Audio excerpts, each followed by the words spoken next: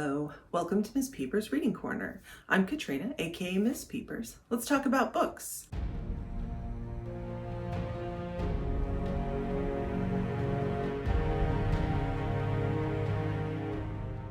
This month, we are celebrating Banned Books Week. Each video this month is going to highlight a different banned book. And the goal of these videos about banned books is to educate folks on why books are banned, what sorts of things lead to challenges, and encourage everybody to think critically about what they're reading, but also to decide for yourself what you want to read and not let anyone else make the decision of what book is available for you. Today we're going to discuss Lord of the Flies by William Golding. Lord of the Flies follows a group of schoolboys who are of varying ages, and they have all survived a plane crash and are now waiting on a deserted island, hoping for rescue. And the novel delves into what can happen to humanity when we are separated from society. It is a broader allegory about the world wars, and Golding develops these characters as archetypes to describe different aspects of our society, and we watch what happens as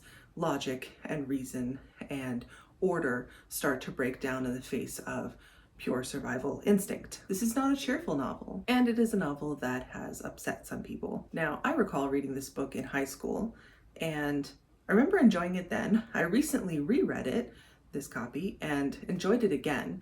But the point of this is not whether or not I liked the book, but rather why people are opposed to it. There have been a lot of challenges of this book over the years, and a lot of them point to the violence, some to the profanity. There's some profanity in here, but largely to the violence that occurs throughout this novel. It's difficult to talk about the violence in this novel without spoilers, so I will say that not all of the characters live to the end, and not all of the deaths are natural causes or accidents. As a result of that, I think a number of parents consider this to be a very pessimistic view of society. A big theme within this novel is this illusion that adults know what we're doing, that we're orderly, that we have everything figured out, and that we can solve our problems without violence. And while we can solve our problems without violence, history shows you we don't always. And this is a microcosm of broader society. And I think part of what makes the point so striking, and also that offends the censors, is that the characters are all children. So these are not adults doing violence to each other, which is bad enough, but rather children who are supposed to be innocent and are supposed to be free of all of those kinds of concerns.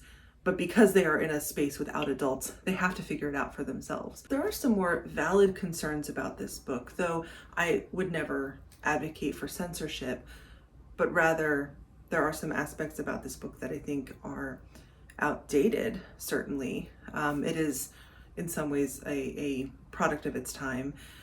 Some censors, some challengers have called out the racism that's in this book. There are some racist images as the boys become more and more accustomed to living on the island and more brutal and violent. They also paint their faces, and they go on group hunts of the wild pigs that live in the island.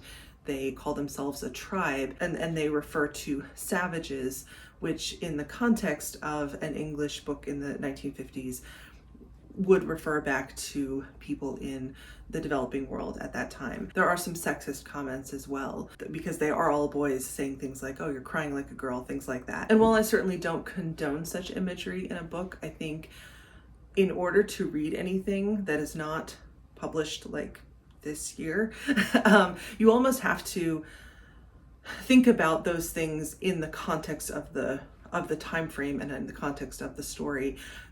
Not to excuse them, but to recognize that those books are a product of their time. A lot of classics, unfortunately, fall into those kinds of stereotypes and images because at the time that was normal in society. Not okay, but normal at the time. And so some authors examined that and others didn't. A book that I'm not going to discuss here because I have not read it, but Uncle Tom's Cabin by Harriet Beecher Stowe was actually meant to advocate for the freeing of slaves, and yet there are a lot of tropes in there and that are considered racist today. But at the time, that just seemed normal to people. And so again, not advocating, not supporting such imagery, but the time period I think is really important. One other thing that comes up is the challenge that this book is ableist.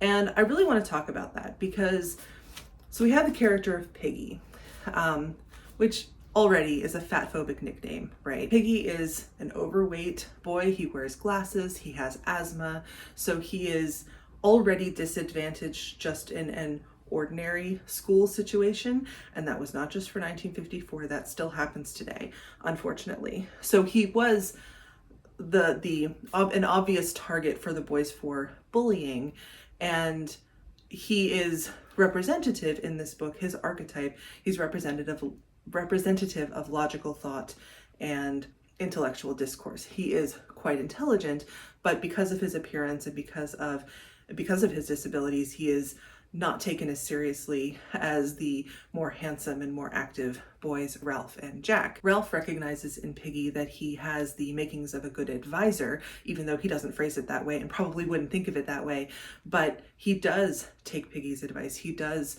amplify at times what Piggy is saying because he knows it makes sense. Jack is on the other side of things where he is more, he becomes more shall we say, at one with the island faster than everybody else. He wants to be a hunter. He wants to give in to that brutality and that separation from society. So we have these different archetypes. And though Piggy is certainly targeted because of his differences, he's also probably one of the more important characters, and he drives a lot of the story. So to me, the author did not come off as fatphobic or ableist, but the characters, some of the characters certainly did. As this group of boys moves further and further from society, as they become less and less organized, less and less orderly, less and less lawful, Piggy also becomes physically less and less able.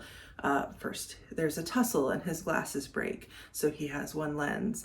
And then later, his glasses are stolen because the lenses are the only way the boys can figure out how to make fire. So then the glasses become, in some ways, a symbol of power, not wearing them, but being able to use them. And then through the different physical challenges, especially when the boys start fighting each other, when they split into factions and start fighting each other, Piggy starts to have asthma attacks at inopportune times, because that's what asthma does, right? He doesn't have his medicine, he doesn't have his inhaler, and so he becomes less and less able to care for himself. And when he finally does lose his glasses, he is so nearsighted that he can't even navigate the island without assistance.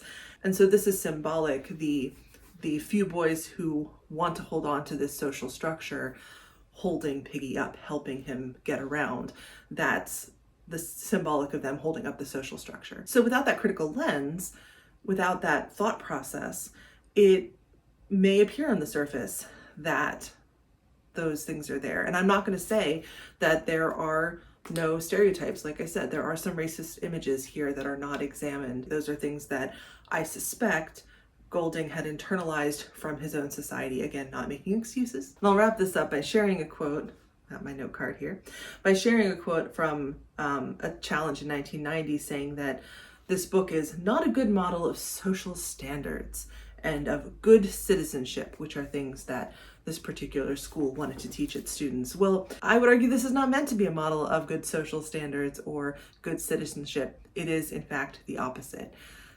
It is a pessimistic view, and it's a view that is not surprising at the end of a Second World War. The fact that we've had enough world wars to number them is pretty pessimistic to begin with. So despite its flaws, I do recommend this book. This is also a very clear precursor, or feeds very clearly into more modern stories about both deserted islands like Lost and Island and Yellow Jackets, but also children fighting each other like Battle Royale and Hunger Games.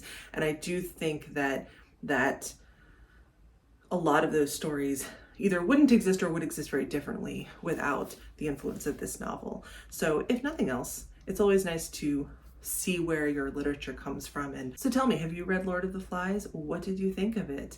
And either way, I will see you in the next one.